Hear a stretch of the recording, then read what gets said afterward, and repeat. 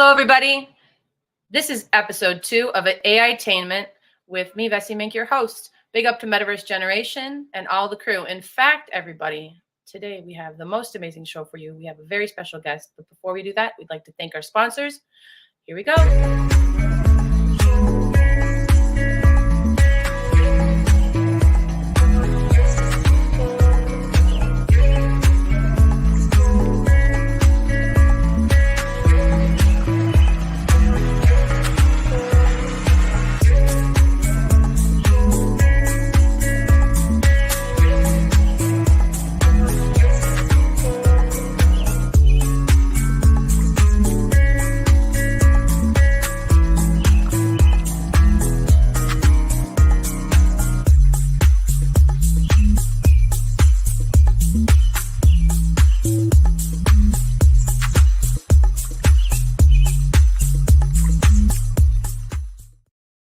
Thank you again to all of our sponsors. All right, let's get going.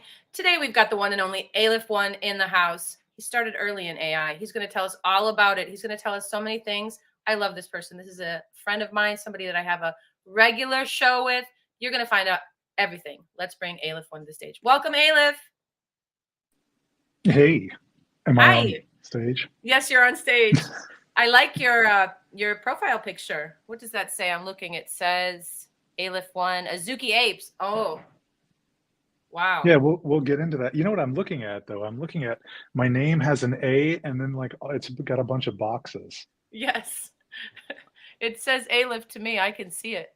I wonder what's going on. For everyone else, it just has a bunch of boxes. I'm going to fix that for everyone in the audience. Let's see if we can change it in real time. We're doing real time. We're hacking the stream. We're hacking the matrix in real time. For real? Okay, well. There it is. I fixed it. Yay, I win. How did you do that? You're going to have to give us all of your secrets.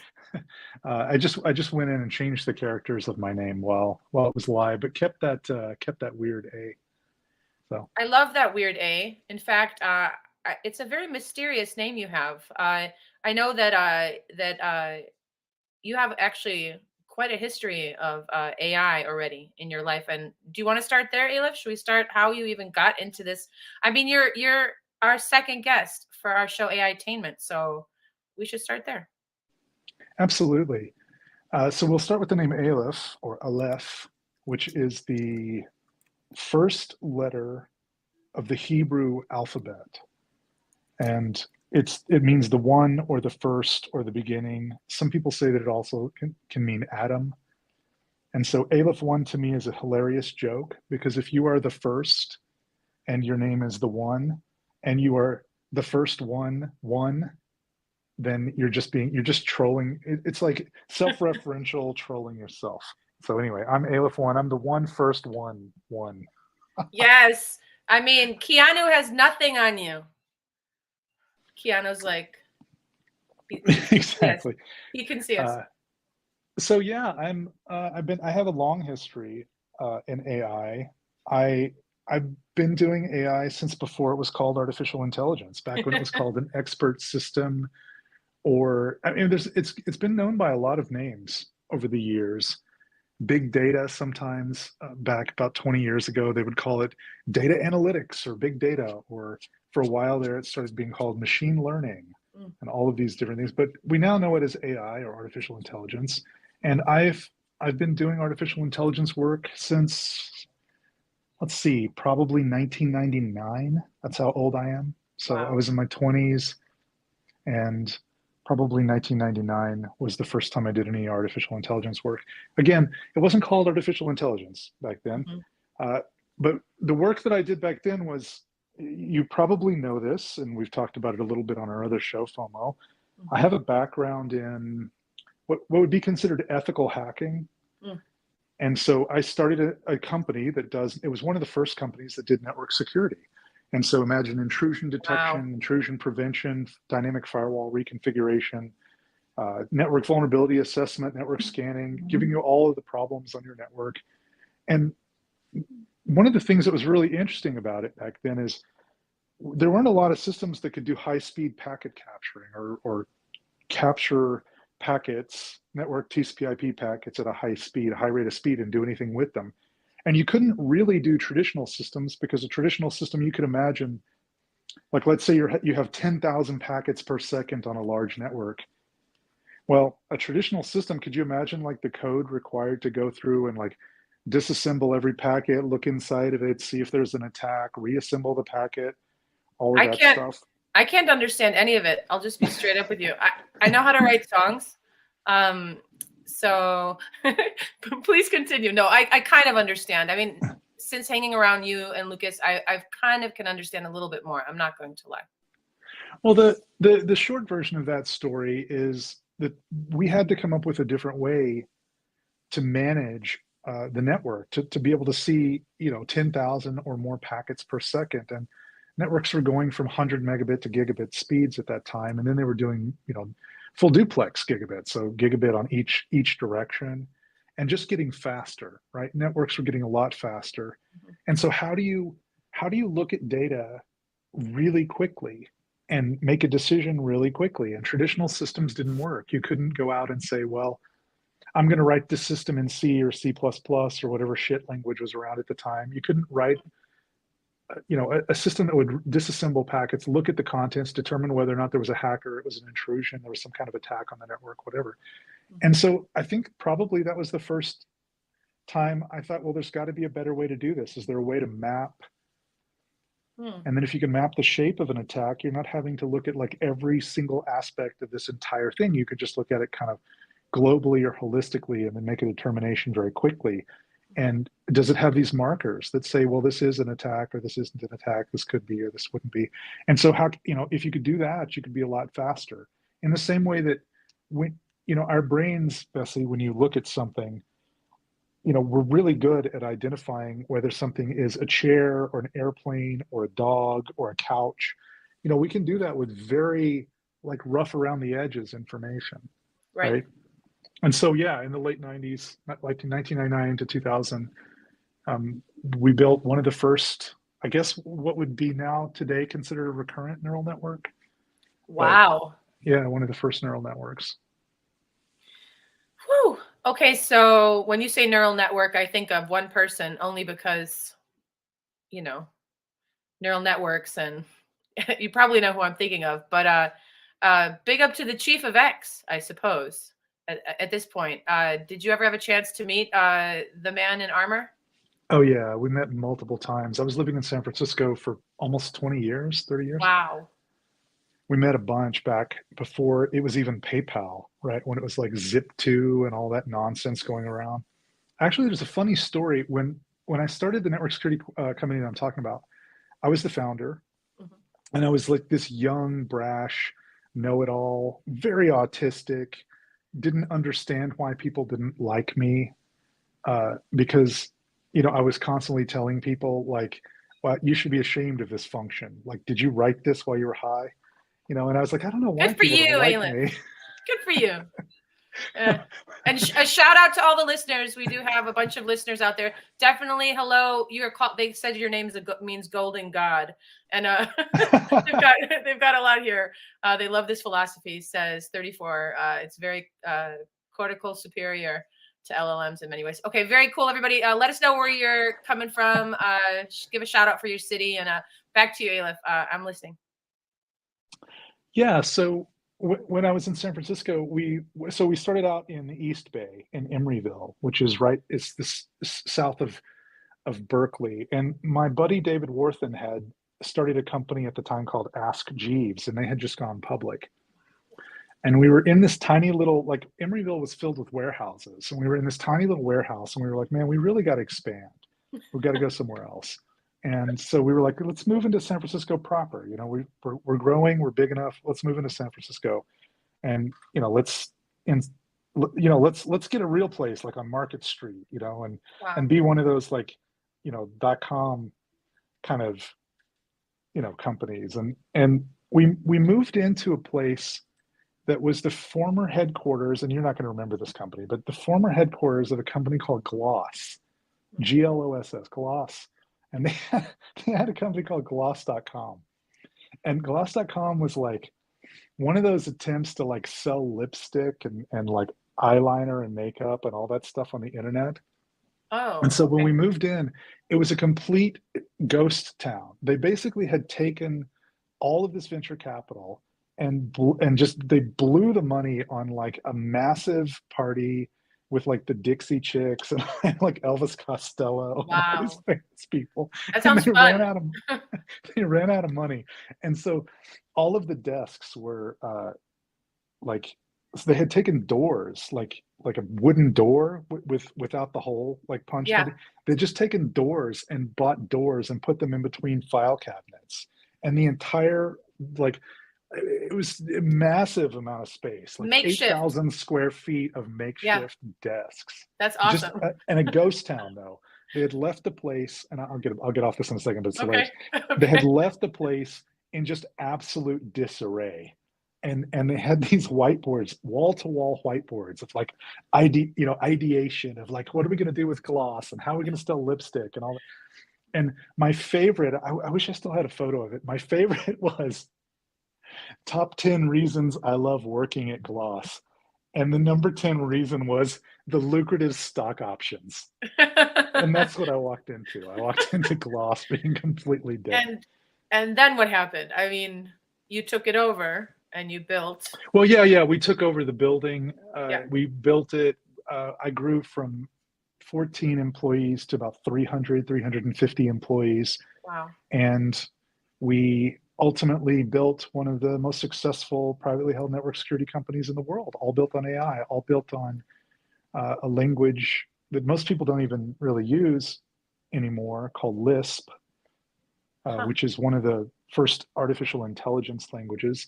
Wow. So almost all of it was written in Lisp. We had some of it written in C and C++ because we had to do packet capturing, but we wrote most of it in Lisp. And there were a couple of Lispers around at the time. There was a guy named Paul Graham who had built something called the Yahoo Store. And Paul Graham went on to start Y Combinator. I don't know if you're familiar with Y Combinator. It's like an incubator for startups. So he's a Lisper. He wrote an incredible book called Hackers and Painters. And if you look at paulgraham.com, he has some amazing essays about the difference between hackers and painters and lots of stuff about Lisp. And so I've been kind of a Lisper, somebody who writes Lisp code almost my whole life. You know, if we fast forward in time, Vessy, there's a really hilarious connection with Lisp, which is the Chia. Okay. The language, the L1 blockchain, Chia. Yeah. Chia, the language inside of Chia. So the language inside of Ethereum is called Solidity. Mm-hmm. Solidity is basically JavaScript for dummies. Okay. It's like if JavaScript were terrible, it would be called Solidity. That's what Ethereum runs on. Okay. But Chia has a language called Chia Lisp. All right. And so it's wild to me that the guys who created BitTorrent and who are now creating Chia chose Lisp as their lingua franca for the underlying architecture of how they move things around on the blockchain. So there's your little connection there between me, you, Lucas, Chia. Head blown. I'm blown. I mean, there needs to be a movie made about you, obviously. And we do have co-founder and producer BK Han in the studio. So whenever Mr. Han's ready to come up and ask you questions, yes, let's dive into it. Aleph, how did you decide that you wanted to be a coder, that you wanted to go into the technical aspects of everything, basically, that you've uncovered since I don't even know when you began as a child? If we could just have a little bit of a peek in, what was it like to be AlephOne, little guy? What was it like? So I grew up in a house with people who I guess today would be considered gypsies. Although my father was in the military, we moved around a lot, and we used to move every 3 or 4 months. And so as a kid, I moved from the time I was adopted. So the time I was adopted until I was about 15 or so, 16, and moved out. Mm-hmm. We moved probably 30 times. And so I was constantly at a new school, constantly with a bunch of new people. But there was somebody who was a static person in my life, which is my grandmother. Mm. And my parents, who are both dead now, I can tell you, they like, what is the old joke? They put the fun in dysfunctional. Yeah. That's it. Like, you know, my father drank way too much and was a, military guy, and like one of those people that was like a product of the environment, right? And mm-hmm. So like, spare the rod, spoil the child was his kind of motto. And then my mother was like very, very concerned about what everyone in the neighborhood thought of us. And I remember even at 11 or 12 going, what the fuck do you care? We're going to be here for 3 months, right? Right, So, right. but my grandmother, kind of a staple in my life whenever my parents would just go kind of off the deep end, I would stay with my grandmother. My grandmother bought me a skateboard when I was young, very young. Hmm. And I started to skate. And you can imagine moving around a lot. It was really cool to be around a bunch of people who were Yeah. skaters and to kind of get to know that culture. And if you don't know anything about skate culture, skaters are like skaters are a lot like hackers. Yeah, they're a Like everybody crew. has a Yeah. yeah, everybody has a nickname. They're kind of ride or die. If somebody, messes with you, they'll stand up for. They're really cool. It's a Yeah. cool group of people to be in. So I kind of just immediately glommed on to whatever skater culture. Like I was in San Diego for a while when the guys, the Bones Brigade, were around. Wow. And so, yeah, I was the first person other than Mike McGill to do a McTwist. What's it called? A Mick twist? McTwist, yeah. Mike McGill did a thing called a McTwist, and it's a half pipe. I was a half pipe skater mostly, but I did street skate. I want Um, footage. Could you please send me some footage? Because I'll, I'm gonna I'll need try some and footage. find some. I want I'll to make try some and find some. promos. I want It to was make a some million promos. years ago. I'm not sure they had cameras back then. I mean, we used to, They had um, cameras back then. remember, I was poor. None of my friends had a camera. We were all Yeah, broke as shit. We we couldn't afford didn't a camera. either.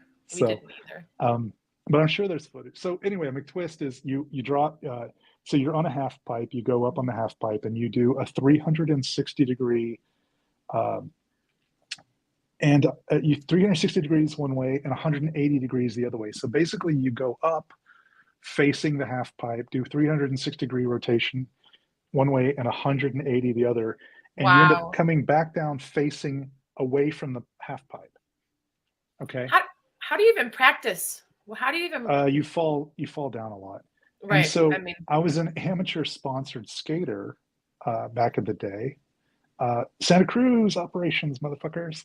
And so anyway, I was coming down one time, and these were half pipes that were built out of plywood and PVC pipe, and somebody had nailed the PVC pipe to the half pipe incorrectly, and so oh no. it's like with every single time that we were up there, like hitting our trucks on the PVC and just railing against it, it would come out a little bit. So anyway, the PVC pipe came out about 4 or 5, 6 inches, and so as I came down out of my fully extended McTwist, the rear trucks of my skateboard caught the back of the PVC pipe, and I did like a 9 foot vertical drop straight onto my knees.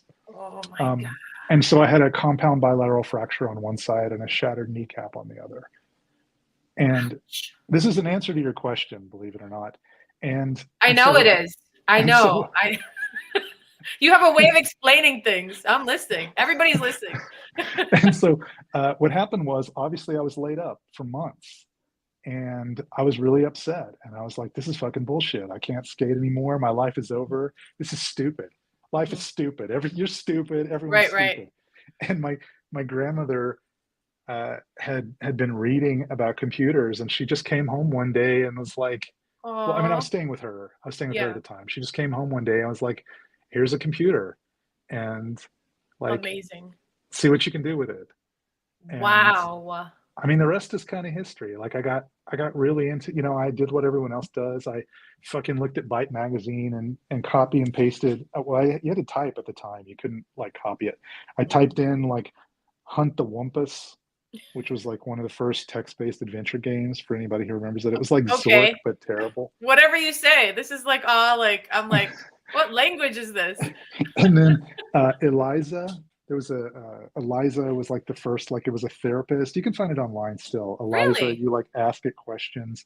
It's Huh. like, hi Eliza, and it's like, hello, and it's like, how are you feeling? And she's like, how are you feeling?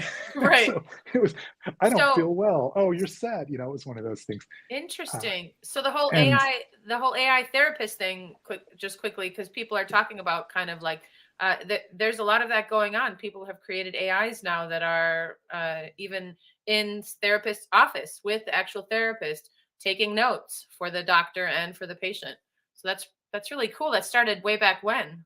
So thank you I so mean, it much. was terrible back then. It was like, you remember those books, the Choose Your Own Adventure Yes, books? I do. I love those. Yeah, so Yeah. that's how it was back then. It was Okay. like, if Vessy say sad, then me say why sad. If Vessy say happy, then me If say Vessy say happy too. 300, if Vessy say 300, what Aleph think? Oh, Oh, yeah, don't did do a little that. fan there. Yeah. Yeah. And so yeah, so that's how I got into computers. So that was the first thing. And Okay. it was back then, it was an Apple computer was one of my first computers. Nice. And before that, I had, I think, a Commodore 64. And the thing that's funny about both of those computers is they both had a language called BASIC. Mhm. Uh, and BASIC was kind of the language that everyone learned back then. And I remember thinking, like, this language is terrible. And like, very immediately thinking, like, wow, this is where we're at with computer languages. There has to be something better, How right? old were Like, there you when has you to be a thought? better language. How old were you, do you think, uh when you thought that? Were you in your teens already? Had you already? So you were already a develop. Wanted to start to develop something better, obviously. well, I guess, let's see. So my father died when I was 19, so I guess I would have been Hmm. 15, Hmm. 14, 13. I would have been close. I probably would have been 13 or 14. You wanted a better language. Yeah, I You wanted really a better wanted a language. better language. Yeah, Yeah. that's amazing, Aleph. Aleph, that's so amazing. I just want to just also say people are sharing some really wonderful things here in the chat. Thank you everybody for tuning in on X, on LinkedIn, on YouTube, and on Facebook. Thank you so much, Metaverse Generation, Mr. Buchanan, and myself, and the whole team. We thank you. And Aleph, we're so happy that you're here today. You have like major projects going on. Like, I'm surprised I even got you in the studio today because I know you're so busy. So big thank you again for making some time for this. We're really excited to have you here. I know that you have a few projects that are super close to your heart.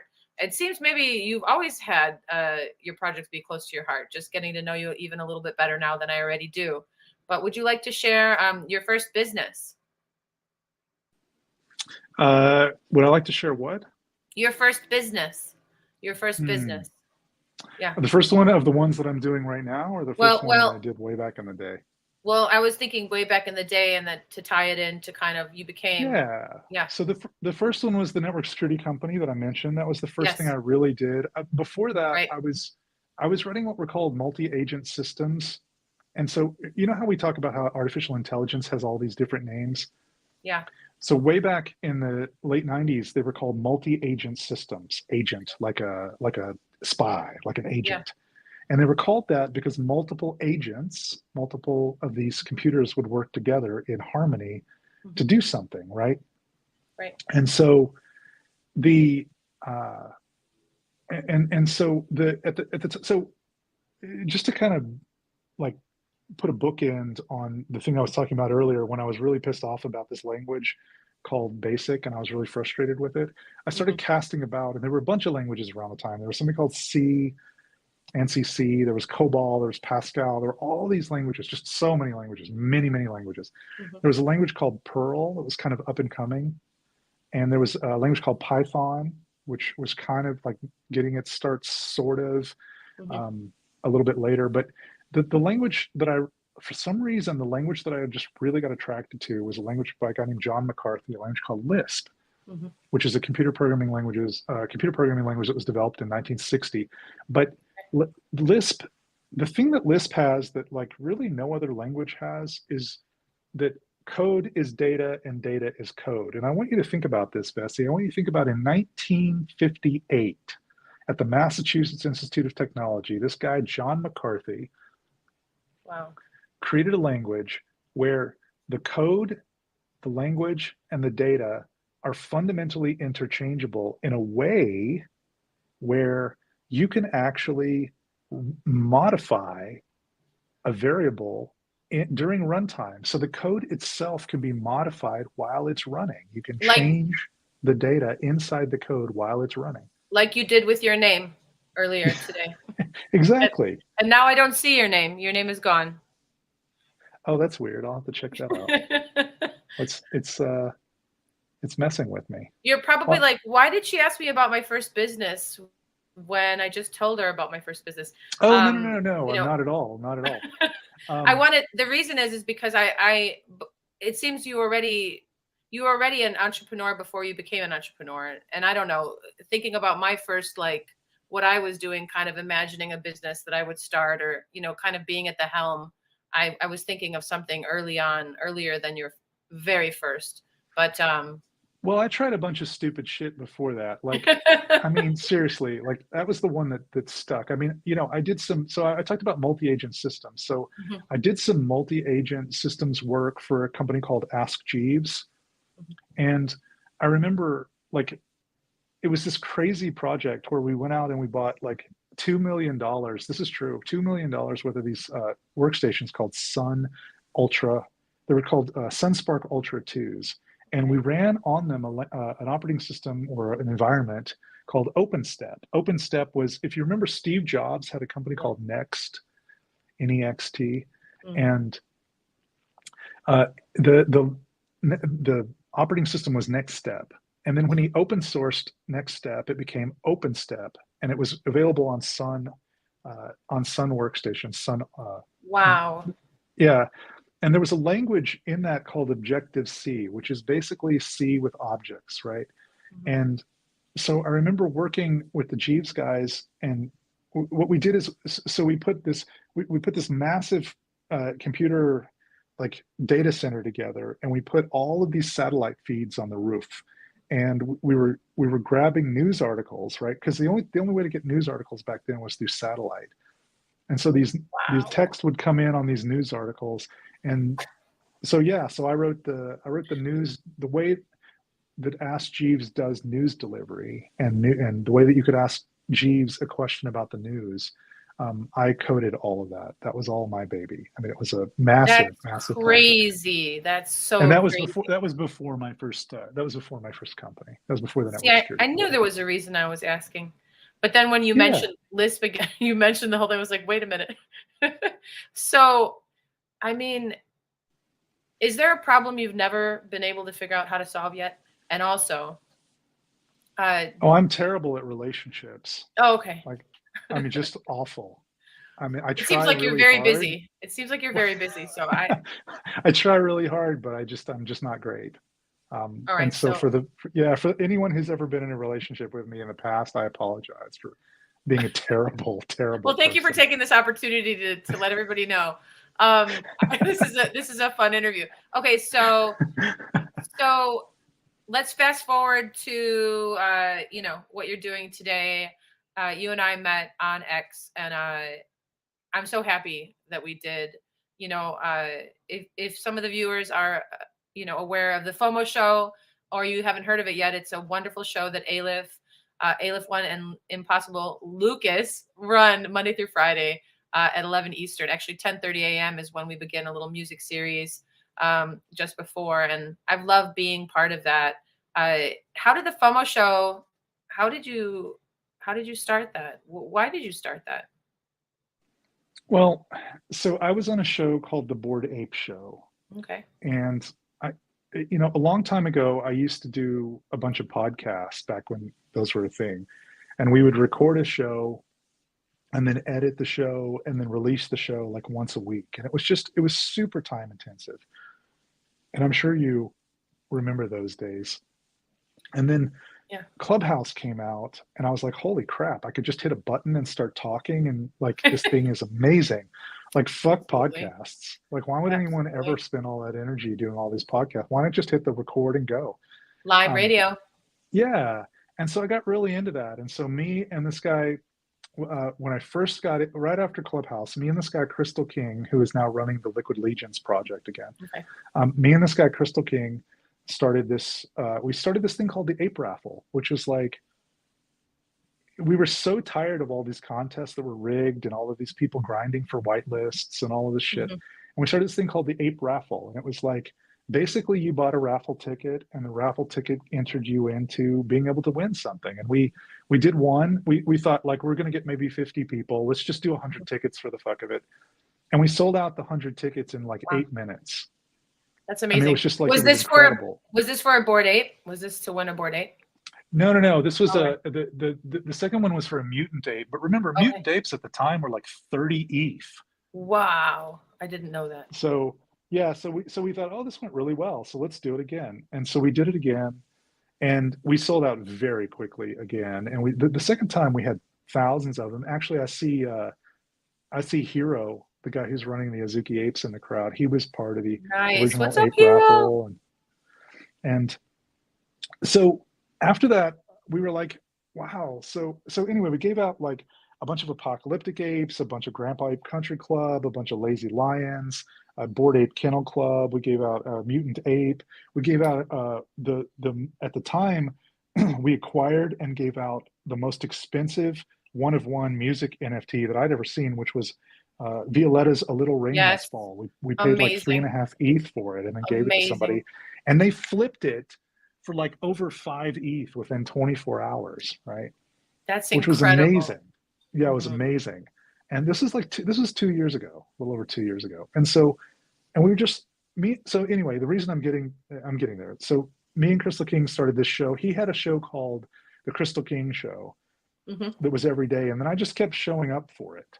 And I was just like, I would just be that annoying fucking guy that would like raise his hand and be like, "Let me on stage." And he started to let me on stage after I think like the first week or so.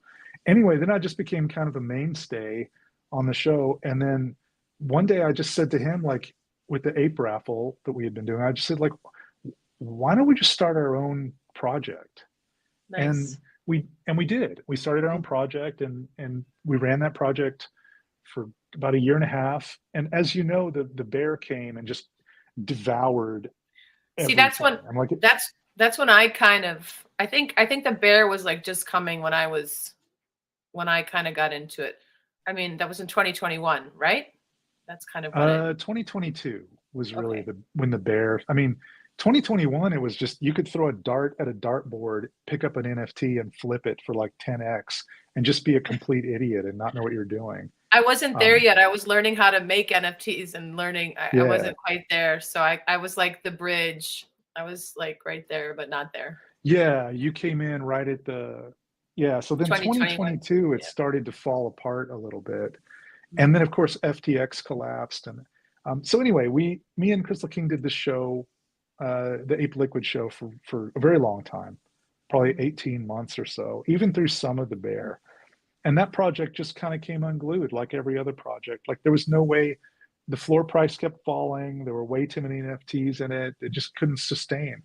And it was around that time that the three original founders of the Azuki Apes Mhm. decided that they didn't want to do the Azuki Apes anymore because the Oh. Azuki Apes, it just OpenSea had taken away royalties, and not, nothing was working. The bear was in full swing, and Mhm.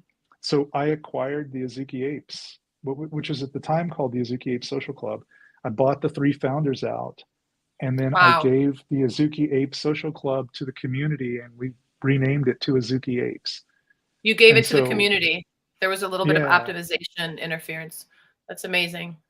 yeah. And so right now, if you go to Azuki, I'm on the team now. So thank you guys for being cool. And I mean, I think that's really nice. It's one of my favorite projects. The face that I have on right now is an Azuki Ape face, but the team is like Hero, who you've met, Yeah. and Sharticus and Rusty Dusty. He's on the Hmm. team.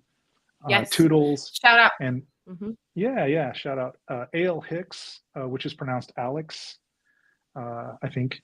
And then Alt 1976, who does these amazing videos. Um, they're all like the Ape Council. They're the people that are running the Azuki Apes. And a couple of weeks ago, they asked me if I wanted to be on the team, and I was like, I don't have the time, but it's really hard for me not to be on that team because I love that project so much. I love the way that the Azuki Apes look and all. Anyway, so And isn't back there a back to the partnership? but Oh, go at ahead. some point I'll get to the fucking reason that I got on the FOMO show, but um, there's just so much weird, like crazy history there. The Uh, morning FOMO yeah, show. exactly. And so yeah, so we did that show for a while, the Crystal King Ape Liquid show, and then uh, you know, after FTX collapsed, I think you know this, Vessy, I was like in a pretty deep funk Yeah. because all of my capital, the capital for the hedge fund that I ran, I was fully invested in crypto, and FTX took it all down, right? Right. And so I found myself, an old ass man in the first part of 2023, kind of staring down the barrel at like, wow, Mm-hmm. I just the ultimate rug just happened, right? FTX just rugged my entire net worth. And so like, what do I do? And I was despondent like a normal person for a very long time. But then I started thinking, wait a second, like, what are the things that I really love doing? And artificial intelligence obviously is on that list. And I started to believe more in individual sovereignty than I ever had. Um, I started to believe that I didn't trust the financial institutions, and not your keys, not your coins was the way to go. And so I started Right. looking around.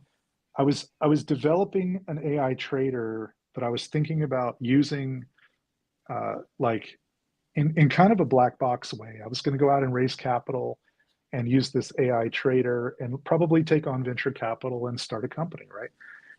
Mm-hmm. And then I just thought, what am I doing? Like, if I go out and raise venture capital, I'm beholden to a bunch of venture capitalists. I have a board of directors. Aren't I basically doing the same shit that just got me rugged? And Right. so I completely like pivoted. I did a full 180 and said, instead of that, I'm part of this project called, I was the developer of the token, the 300. Mm-hmm. And, I own some what are now Liquid Legions, and I'm like a big fan of Azuki Apes. And why don't I just take all these things that I love and figure out a way we can all work together? No. The Azuki Apes motto is ape together. And I kind of took that to heart. How do we ape together and actually build something where we can all benefit from it without external influence and without somebody on the outside like telling us like what to do or how to think or how to manage it, and how do we create that individual sovereignty but as a group? And so And you that's know how kind of to how do it. all that came Yeah. about. Yeah, yeah, You know how to apparently. do it. Yeah. You have a lot Yeah. of people, a lot of people that love you and support you. There's some people that I think are confused about the road and don't know all the details. And to them I say, dig a little deeper and find out what's really going on. A lot of time people just they hear something or they're part of something and they know perhaps just a small percentage of the actual story. And I think it's amazing that you're still doing what you're doing. And I'm so inspired and so happy to be part of the journey. I love the FOMO show. Big up to all the supporters of the FOMO show. Again, Monday through Friday on X, starts at 11 a.m. Eastern. That's correct, right? Yes. It was 10 and then it moved to Well, 11. technically it starts at 10:30, right? You do a Well, 30-minute. yeah. So the new thing is the music in the morning, the serenade, which Lucas and I do with some culture commentary. We're going to start to do some, talking about what's going on in the world. He's so poetic. Lucas is so poetic. Shout out to Lucas. I know you're watching. He had a question for you, so I'm waiting for the question. And I'm sure if anyone else has any questions, definitely put it in the comments. Again, I'd like to share that tonight is sponsored by all of these amazing, beautiful brands. I'm just going to run it real quick. Aleph, if you'll just give me a second again, just to Yeah, say of again, course. thank you. Here we go. I love the reset too. Let's run the sponsors. Let's run the sponsors.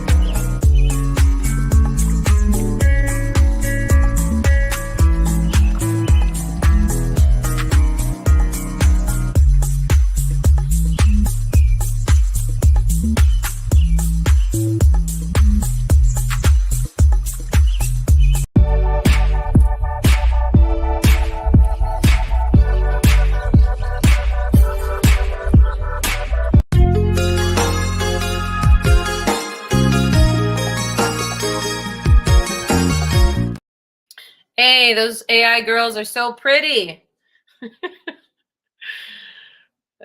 Are you there?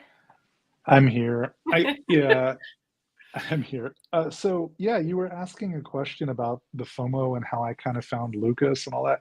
Yeah. It's a funny answer because it's basically exactly what you think, which is I was on a space and everyone sounded like a, you know, idiot who had been like smoking a bowl for the last 8 hours. Eight And in years. the 8 middle, years. in the well, 8 hours Yeah. straight. And in the middle of all of that was this fucking Lucas, and he was just like talking about monetary policy and economic He's theory, the and he best. didn't seem to give a shit about like the He fact that nobody understood what he was talking about or any, and he just was like this was important to him, and he was explaining it, and he was very cogent, and I was like, wow, I should be around that person more. And That's how I so feel. I heard him yeah, speak for the first time on X. I was like, "Who is this?" I they're so Lucas is just he's got his eye on the needle. He knows what's going on, and he has like multiple perspectives that make themselves available to him for any conversation that one might throw at him. He knows his stuff, you know. And absolutely. you guys, I love the rapport that you have with each other. There's sometimes you guys are opposed, which I think that makes for a really great show, and also just to show how people can kind of we can work to understand one another better by giving each other the time to speak and share, and then kind of say, okay, well, I get that, but check this out. So I'm really loving the show. Well, I'm glad to hear that. And it's funny because I basically reached, I slid into his DMs and I was like, hey, we should we should talk more. And then we got on a call and I think we talked for like 4 hours the first time we had a conversation, Wow. and we argued and we talked about all kinds of stupid shit. And at the end of it, he was like, this should be a show. And I was like, oh man, that is just so like self-indulgent, really. And he said, no, I think people would listen to it. I said, all right, I'll give it a shot, because at the time, remember, I mentioned the Bored Ape Show. At the time, I'd been on this show called the Bored Ape Show for a while with Machiavelli and Ghost Trapper and Bubble Queen Hmm. and Tia and all of these people. And that show fell apart because, much like Mice Media, the Yeah, Twitter just went just away, done. right? Right. This is the problem with these shows, is like you get invested in something like the Bored Ape Show, and then the Twitter is gone, and then you're just like, wow, what do we do now? And Why is that happening? Why is that happening? And is there any intel on, you know, why that's happening? well, in the case of Bryn at Mice Media, it was because he got on kind of the wrong side of an argument with Mm. uh, somebody on X, and so he was collateral damage. Hero's account was deleted too. Did you know that? No, Hero I was didn't. running a badge that, it wasn't a Mice Media badge. He was running a badge from Ben.eth, one of those Mm. with the whatever that circle badge was that Ben Yeah, had. And remember, they took down like 1,100 or everybody. 1,200. Yeah, everybody Yeah. got. Yeah, so Bryn kind of got collateral damage on that. And the way that the FOMO show kind of came about with Lucas too. Remember, Bryn was hosting it, or Mice Media Hmm. was hosting it, and then Lucas said, "Hey, you should host this now that the Mice Media is gone." And I said, like, no, I'm not interested in like being the host of a show. And he Right. said, okay, fine, I'll host it. And I said, I would love Nice. that. And so yeah, that's kind of how that happened. And we're not getting rugged. No, we're not I'm getting putting my rugged. foot down. We're not getting rugged, Aleph. Well, Uh, if the thing is that we've learned, so the difference is, so in the case of the Bored Ape Show, when the Bored Ape Show went away, what happened was like the person running it just didn't like try anymore. They just gave up. And so the difference between me and Lucas and Bryn and you and all of it is like, if if let's say Lucas's Twitter account gets like removed, he'll just create a new one, and then one of us will host the show, right? We're not going to right. let that stop us. That's right. And so I'm not worried about that personally. STNR Junior, STNRJ says this interview is awesome. Thank you. thank you, everybody. All your beautiful comments, sweethearts all over the world here. We appreciate you so much. Thank you so much. So let's talk about the automated trader that you have, the 300. Uh, Yeah. yeah. So When I heard that, I was, is this legal? yeah. um, I don't really, you've been in AI your whole life pretty much, and I'm new to it. So I didn't quite understand. And I think that the audience would love to hear about the 300, which if I could just introduce it as an amazing utility for anyone and anybody who would like to learn how to have self-sovereignty. How did I do, Aleph? Did I do okay? yeah. And I mean, so this goes back to what I was saying earlier, which is, is exactly the point, right? Which is Yeah. like that I had something that I'd been building for about 7 months, and I was trying to figure out, okay, how do I want to surface this? And I fell in love with this crew at this token called the 300, and of course, Azuki Apes. I love those guys.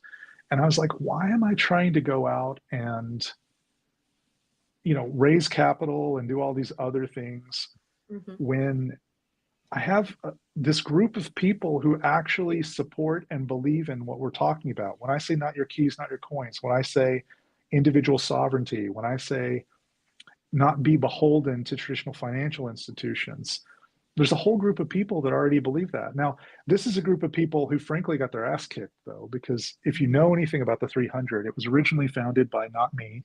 I was the developer. And Oh, I don't know him. Who's not me? Ape Moon was Right. just an alpha caller. He was Okay. just a guy. And so What's an I alpha got, caller? There's people out there who are probably like, what are they oh, an talking about? alpha caller is Yeah, what's someone it? who calls shit coins. Okay. Like somebody What's who's a like, shitcoin? What's a a shitcoin? shit coin is a cryptocurrency like Pepe or Okay. a 2001 used Honda Civic or any of these coins that people call Doge might sometimes be considered a shitcoin, but Okay. there are all these So, coins that people buy and they try and buy them before they, go up a lot in value. They're just right. often they don't have any utility. Often they're just a meme, right? And so the 300 at the time was just a shitty meme coin. I was Mhm. I was the developer, and I got paid one 300 token. There are only 300 tokens. So I got paid Okay. one 300 token to be the developer. 8moon got paid one 300 token to be the alpha caller. We called this coin, and like the original founders were like, they would get on stage and they would scream like, "This is crypto." And like really they made it like a "This is Sparta." It was just a shitty meme, right? It was just like a meme coin. But Yeah. I think because I was so vocal about the way that the coin worked, and I got to know the crew so Yeah. well, I was like, okay, what do we do? And then the founders just rugged the coin, man. I mean, like sold it and left, right? So totally fine. So Like hold on a minute. Wait, this wait. happens to all kinds of coins. So the coin The, was done. The coin was done. Finito. Then what oh, it happened? was done. The market Okay. cap was under $10,000. Oh, somebody says Vitalik is a shitcoin. Oh, Buterin would not like that. Somebody put Vitalik. What's a shit coin? Somebody said Vitalik is a shitcoin. Oh, Vitalik. Yeah, Vitalik, yeah. that's funny. Not nice, not nice. But maybe you guys are used to giving each other a lot of, kind of like you've been boxing. Seems like this space is a very much a like, like how many hits can you take? Oh yeah, for sure. There's a Yeah. lot of that going on. And actually, uh, one of the things that I think people really look for here, because the crypto space, especially NFTs and coins, this is a space where there are a lot of people making promises Yeah. for the roadmap, and there are a lot of people who don't deliver on those promises. And so people have kind of gotten their ass kicked by like getting into a coin, like even Mhm. SafeMoon. I don't know if you've heard of that. That was a I- really big deal coin, and that turned out to be just like an absolute like disaster. mm. Or I mean, and you can name probably 1,000 coins that were like they were worth millions and millions and millions of dollars, and then the founders just like basically took the money and walked away. And So this idea of exit liquidity is yep, there's team mentality, They buy in and then they leave, and then everybody else buys in, and Yeah, there's they're that, left of there. Yeah, course. Yeah, yeah. there's also like a lot of founders will like launch a coin and then run it up to a bunch of money and then dunk on all of the people that hold it and then go launch another coin and then run it up and then dunk on people and So then go launch another coin. how is 300 different? 300 is not a coin. 300 is Well, it's a token, but okay. it's more like, so instead of a meme coin, which is Right. like a meme coin is just like, hey, there's this funny joke behind it, right? Mhm. It's Like Dogecoin. yeah, it's Vitalik Buterin's cat. It's Kanye's dog. Right. It's like just some, it's a used car. It's a 2001 Honda, It's instead of just something that doesn't have any real value long Hmm. term other than just like it's clever. Yeah. Um, this is a utility token. So one of the Okay. things that we did when me and Ape Moon took it over, the first thing we did is we rewrote the contract completely from scratch, and we made everyone on the new one, so everyone on the old coin claim the new token. So we changed the name. It used to be called the 300. We changed it to THND. And you might think, well, that's a stupid thing to do, but let me tell you why we did it. Yeah. Okay. If you put $ the 300 on Twitter, it doesn't highlight it Okay. because there are numbers in it. And so Right. cash tags don't highlight on Twitter if you have a number. And so we changed it to THND for two reasons. One, it sounds like thunder, so you could be Yes. thunderstruck. Yes. And we have a And I lightning am. logo. I'm thunderstruck. I am. I'm not gonna lie. And then we also changed it to where it would be 4 characters. And if you put a $ in front of it, it would show up as a cash tag. So you could actually, oh, I don't know, search for it on Twitter. Yeah. Why would you want to do that? Yeah. It's crazy, Right. crazy. Um, yeah, and we did it, like I said, so that we could bring in the community, right? Everybody who wanted to like come along for this crazy ride with us could. And so the second thing we did was we announced on November 3rd, and if it's funny, if you go back and look at the chart, I'm going to go look at the chart right now, but it's Okay. just wild. If you go back and look at the chart is hilarious because it's like absolutely flatlined when we relaunched it. It's just like flat, flat, flat, flat, flat. And then on November 3rd, we announced that we were taking over the project and it started climbing, right? And it shot up quite a bit. And it's only at $14,000 a coin right now. You're saying Uh, only. yeah. Some people might But be like, "What? 14,000?" So, well, when but we took it over, it was $30 a coin. oh my gosh. And only 300 of them, Yep. and it started at 30, now it's at 14,000. What's the highest that it got to? It looks like 30, What? 30,300. Yeah. Wow. And so Yeah. people probably start. So what does having this coin do for people? It's an auto trader, but Well, yeah. So the coin, it does a couple of things. One is that you're holding like holding a Bored Ape or anything else. You're actually holding something with inherent value, okay. right? And so you might want to buy it just like you buy a share of Apple or just like you buy Bitcoin or something else. You might want to hold it just so you can hold something that hopefully has some inherent value and some inherent value that we're going to continue to increase because again, Vessy, it's important to realize that it was under $100 on November 3rd and we're January 21st right now, right? So December, January, we're not even 3 months in, It's right? crazy. And it's at 14,000. So there is an opportunity there to just hold something of value. And so we hope to keep building that.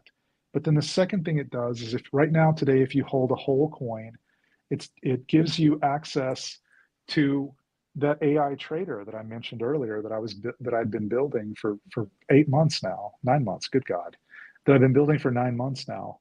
And It, that AI, I can talk about that AI trader with as much or as little detail as you want, but the important thing to remember about the AI trader is you've heard that I have a background in artificial intelligence. I have a background where I've done this before, but I also had for 6 years, 5 years, an AI quantitative hedge fund that traded millions and millions of dollars. And the last 2 years of that, before the collapse of FTX, that wow. hedge fund traded only crypto, which is Wow. one of the reasons I got wrecked when FTX collapsed, right? Oh my God. I'm so sorry. No, that's okay. I learned a lot from that. And in fact, in some ways, like it's hard to say this, but in some ways, it may have been one of the best things that ever happened to me, because the amount of humility that it created, it's a weird thing to have to start over, I right? hear Like you. from scratch. Yeah. And so having to start over from scratch really caused me to reassess priorities, what was important in life, what mattered, what I was actually trying to do with my life, how I wanted to build a legacy, the kind of legacy I wanted to build, what mattered. Yeah. And so it was like a slap in the face in a lot of ways. Um, And would you be okay if we bring up BK for one question, if I might, just our sure, of course. co-founder real quick here? And we're getting close to the end of the show. I could like talk to you like 24 hours straight. Just wanted to say that. Hi, BK, Hi. welcome. Hello. Hi. I hope I'm not interrupting the 24-hour things. You had a question for Aleph. Yeah. Okay. Anyway, the show is about AI entertainment. So, what do you see from what you are doing, the 300 coins or whatever, going into media, going into AI? Is there some synergy in the future? I don't see any real synergy going into media or entertainment, but the 300 coin does right now today, and has for the last 35 days. It trades automatically. And when I say automatically, I actually mean that. So you turn it on, give it some Ethereum, and it trades ERC20 tokens automatically. You don't have to touch it. In fact, touching it is bad. You should not touch it. You should let the AI do its thing. And like Wu-Tang, you should not fuck with it. And so So that there's works today. some kind of AI inbuilt into the tokens. Yeah, so there's not AI built into the tokens. The tokens themselves simply give you access to the backend AI trader. It's like a token gate. So in the same way that if you held a Bored Ape, you could get access to Ape Fest. It's just a token. The 300 token just token gates you access into the AI. And I right see. now that token gated access is one full coin, which is about $14,000. But you don't even have 300 left. I remember you saying, because it like, what does it do? Every single time you buy, sell, or trade one, it burns 3% of what you That's buy, sell, or crazy. trade. Yeah. That's Yes. crazy, dude. So we have 224 left right now. Wow. Yep. And can people buy partial? Can they buy partial or? Yeah. There's Okay. 18 decimal places, just like Bitcoin or Ethereum. It goes to 18 decimal places. And one of the things that we're doing starting February 5th is we're allowing you to get into the trader with fees, right? So right now, if you have a whole coin, you don't have to pay any fees. But starting February 5th, you'll be able to get into it. Instead of a whole coin, you can buy 0.025 of a coin, which I'm going on to Uniswap while we're having this conversation once it comes up, and I'll tell you exactly how much that is. I think it's like $400 and something. But wait. 0.25 of 14,000. 0.025. 0.025. 0.025. Yep. 0.025. So okay. yeah, it's like $350 right now, or 0.14 Ethereum. So what does that give a person? You have access, but you have to, what Yeah, fees you do you have to pay? Yeah, on February 5th, you'll have full access to the exact trader that everyone uses for free, Okay. or with no fees. And the only difference is that you'll pay 2.5% on your transactions, and 25% of your gains will go back to the project. Wow. Now, what makes it cool though, Vessy, is that the 2.5% of your transactions and the 25% of your gains, most of that goes back to people who own a whole coin. Most of it does not go back to the project. Very, very, very tiny amount of it goes back to the project. Almost all of it goes back into people And so who hold a whole coin. You could ultimately, if everybody's buying and selling, and if people are doing so well, you might end up with only one coin left. I mean, that's sort of the goal. It's the Highlander model of there can be only one, right? Where as everyone buys and sells, and as it continues to buy and sell and buy and sell and buy and sell, 3% every time. Yep. This is a reality show. Wow. BK, what do you think about this? This is crazy. Well, I think is really innovative. I'd love to read the white paper if you have one, and maybe you can put in a link for everybody to understand. I think what you're doing is putting the trading part into automations where you own it and you do not have to meddle with it and just let it go by itself. And I'm not sure about the profit thing or again the monetization part, but I think the automations and the whole process give another new way of looking at crypto, right? Yeah, absolutely. And Vessy, you talked about the Azuki apes earlier. Yeah. One of the things that we did when I became part of the Azuki Apes project is we made the Azuki Apes one of the ways that you can get into using the trader as well. And so if you hold 10 Azuki Apes, you can also use the AI trader. So there's like there's 2 ways today. On February 5th, there'll be 3 ways, right? Hold a whole coin, hold 10 Azuki Apes, or on February 5th, 0.0, so 0.025. Do you know what? Yep. Do you know what song just popped into my head? 50 Ways to Leave Your Lover. But like, because when you went, you could do it this way, you could do this, you could do. Oh yeah, yeah. Well, for me, it was 88 lines about 44 women. Oh goodness! Oh goodness! By Nails. Okay, we're gonna have to by Nails. We're gonna have to have you back, and I don't know. I think that this is probably one of the funnest interviews. BK, Aleph's amazing, isn't he? BK's probably like reading into you right now. We should have him back more. Yeah, it would be great. Would love that. And so before we close out today, I just want to say we should have him back and share more. Yeah. It'd be great too if you could post a link in the comments, the link of links. And where should people find you? Where's the best place to get in touch with you? I know you're so busy. So the one thing I will say, and this is not because I'm a rude jerk, but it's a matter of prioritization, is I do not read my direct messages. Okay. And I apologize for that in advance, but if you send me a direct message, it will go somewhere into the ether. I will almost certainly not see it. It's way better to tag me on Twitter, or if I'm going to drop the link to the 300 project. Okay, perfect.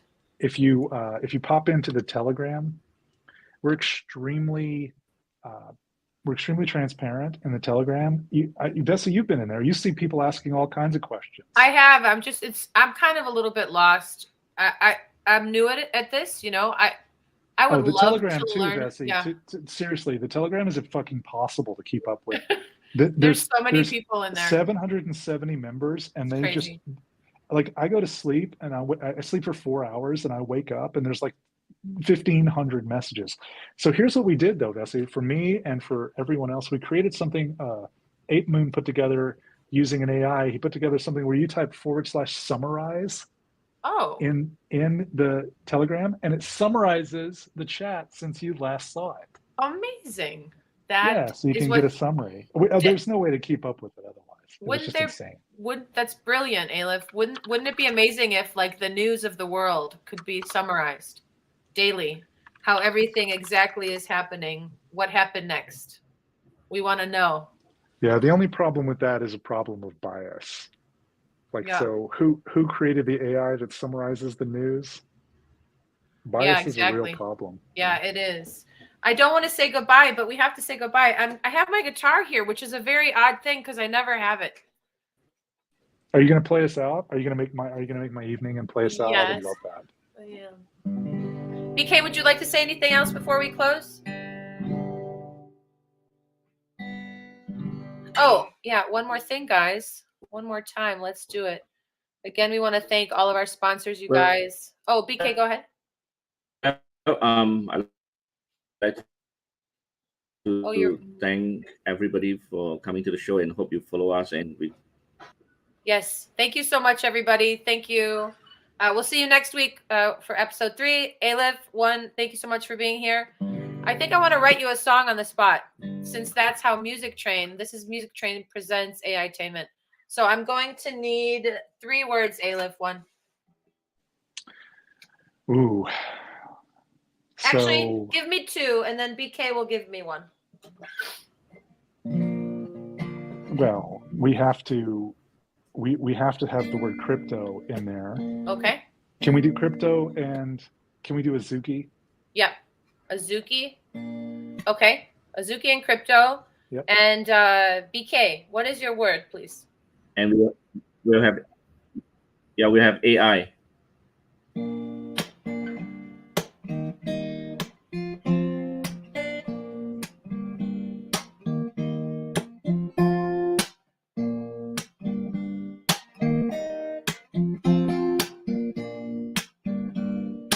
One, two, three. What do you get when you get stuck? Like crypto does sometimes. AI finds a way. It's a labyrinth in here. Tell me about the Azuki apes. Yeah, aping in. This is not financial advice now, guys, but let's have some fun. Tell me, what do you do when you get stuck? Oh, I think I'm gonna say what's up. Oh, to all my friends and all of this AI we talk about, we don't deny. The future's here, the future's here. Future's here, the future's dear. The future's dear, and it's AI, like a pizza pie. Up in the sky, raining clouds of light. Everybody's gonna get what they need tonight, tomorrow, the next day. It's AI, Azuki apes. Are we gonna ape in? Yep. Have we already done it? Yes, we have. La la la la la la la la. AI-TAINMENT. It's our arrangement. Don't forsake it. It's yours.